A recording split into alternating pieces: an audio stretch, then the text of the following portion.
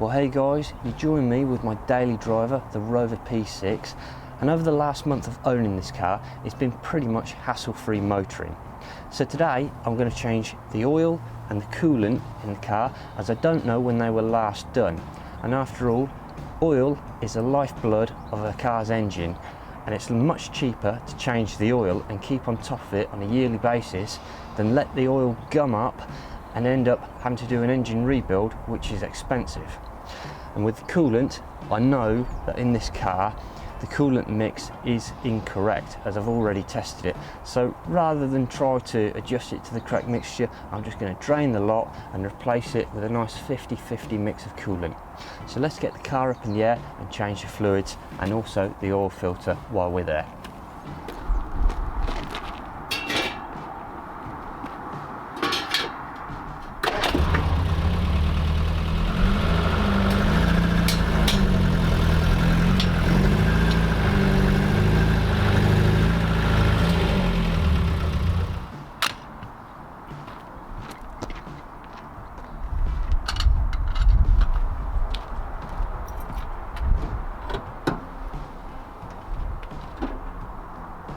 Okay, so to start off with, while the engine's cold, I'm going to replace the coolant first. So it's just a case of undoing the radiator cap there and the expansion tank bottle cap just here. Now, as I said earlier, I did actually check the coolant strength on this car, so I know it's too weak, but if you wanted to do it to your own car, you can pick up one of these refractometers. They're relatively inexpensive off eBay, and most factories also sell them. And then just put a little bit of coolant on the lens there and just look through the gauge there, and it'll tell you the strength of your coolant. And this at the moment is protected to -5 degrees, which really isn't good enough for the UK. So rather than muck about trying to adjust the levels so it's got enough coolant to water strength, I'm just going to drain the whole lot out and start over fresh. After all, the coolant in this is looking a bit brown and mucky anyway, so it's probably best off just starting off with fresh coolant. So what I've got down at the bottom there is just a 9/16, or it might even be ½ inch little bung on the side of the radiator. We'll just undo that, let the coolant out, and then top her up with fresh stuff.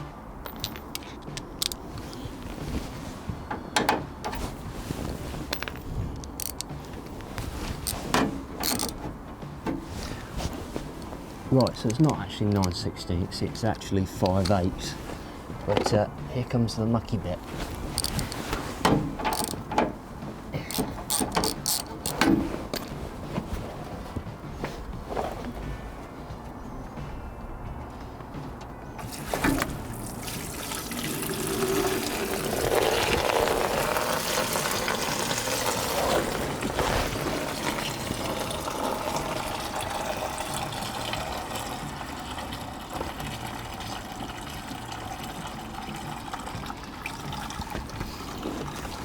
Yep, that's definitely more water than what it is coolant. There's no dye whatsoever in it. It seems to be a lot more clearer than what it should be.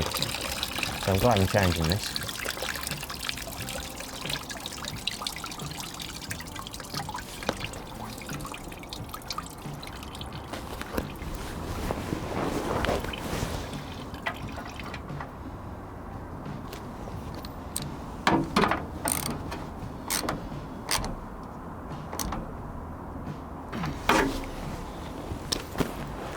Now there is actually another drain tap on the side of the engine block to drain out more coolant from the engine itself.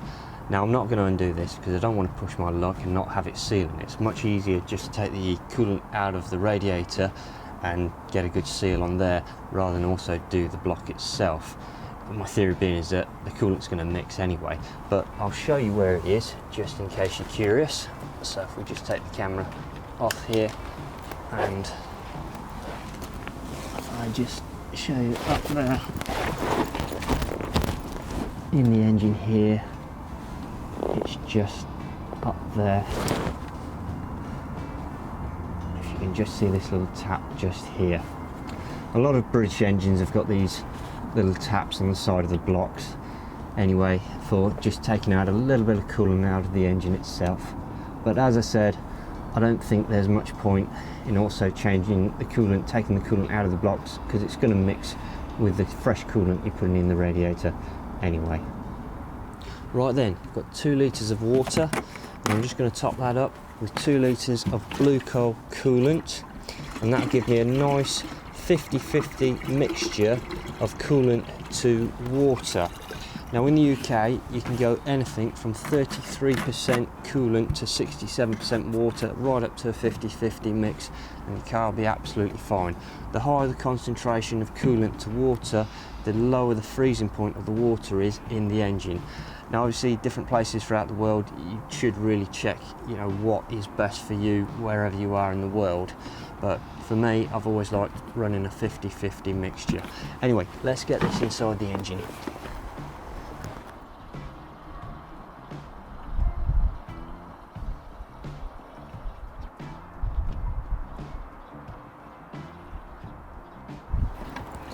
Okay, I've had to mix up a little bit more coolant because there's a little bit more than 4 litres needs putting into the car.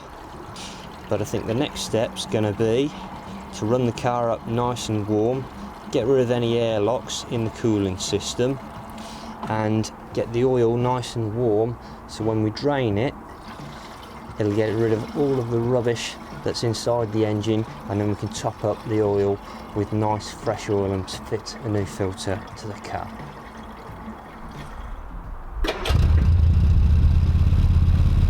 Now whenever replacing the coolant in a car, it's really important to leave the radiator cap off just as the engine builds its way up to temperature. This just allows the air somewhere to bleed out of, which we can then top up with water. It's also really important to actually open up the heater tap inside the car so that the water can then circulate throughout the heater matrix and come back and drain any air that's inside the car. So we're just about up to temperature now. As I can feel, the top pipe is nice and warm, so the thermostat must be open. I'll just top her up with a little bit of water.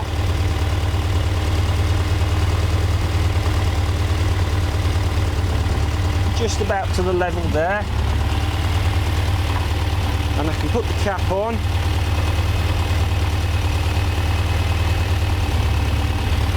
And the cap back on to the expansion tank. And we should be alright. So the next step is the oil change. So we're going to start off with the oil filter, which is located here just behind the distributor. So much like an MGB, they're relatively easy to do. So if we just get the filter strap on it, hopefully it's not been done up too tight.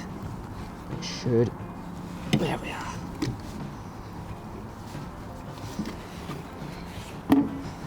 Come off relatively easy.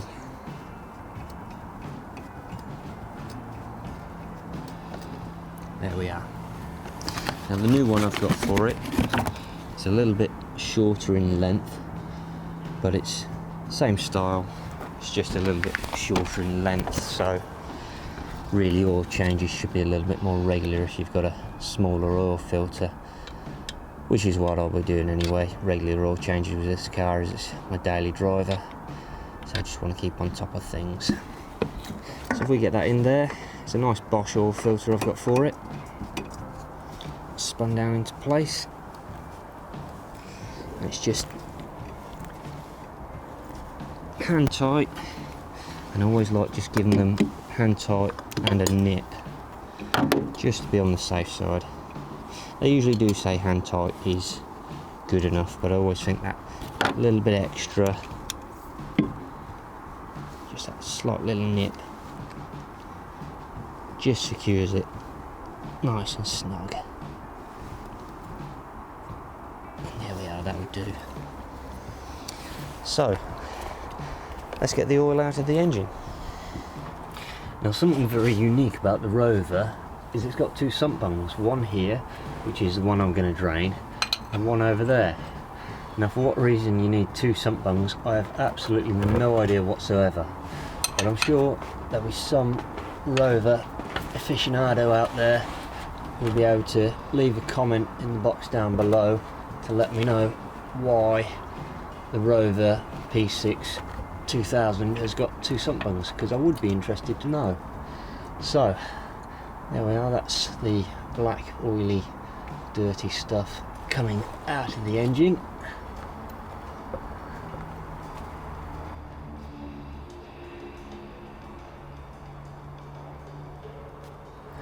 Okay, and if we just tighten that back up, and then we'll get the fresh oil in her.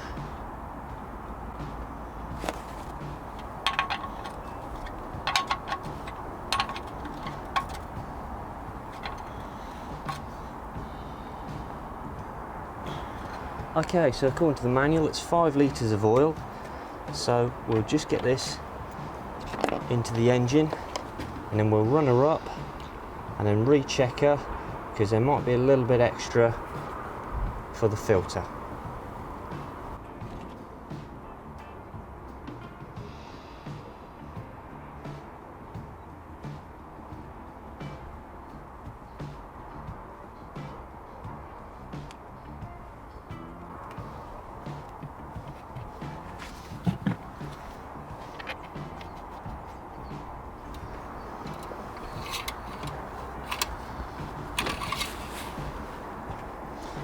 It's absolutely spot on, but I'm not going to go by that until I've run it up, because the oil needs to get all around all the oil galleries and into the filter. So what we'll do, I'm going to take it off these little runway jacks and then pull it back onto the drive, and then we'll recheck her on the flat.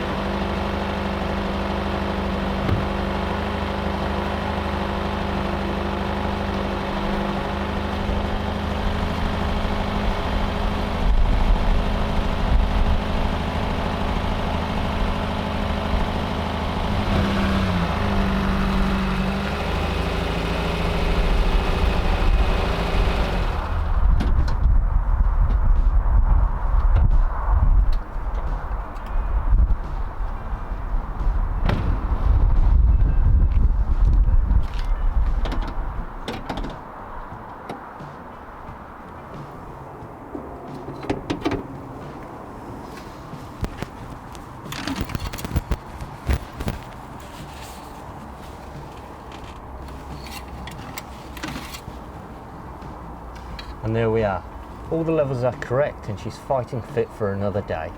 So as always guys, don't forget to like, comment and subscribe, and I'll see you guys in the next video. Take care.